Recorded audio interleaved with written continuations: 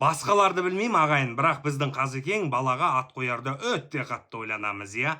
Ұл туылса атын былай деп қояйын, себебі ол кезіндегі қазақтың батыры ғой деп. Қыз туылса атын былай деп қояйын, себебі ол өз замандағы біздің анамыз ғой деген қазақтың ырымдары бар, иә.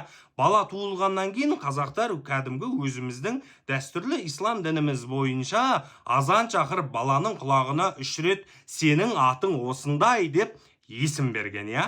Жалпы қазақтар ырымға сеніп өз заманында жолың ашық болсын деп жол аман қойды мысалға, иә. Елің аман болсын деп ел аман қойды. Немесе бір батырларымыздың, хандарымыздың, билеріміздің жолын жалғастырсын менің ұлым деп бір батыр сұлтандардың да есімін беріп жаттық. Ағайын, Совет өкіметінің кезінде қазақтың аттарына бір жат есімдер кіріп кетті. Сол кездегі әйелдер қауымын қарайтын болсаңыздар, есімдер Маруся, Марина, Наташа мысалға.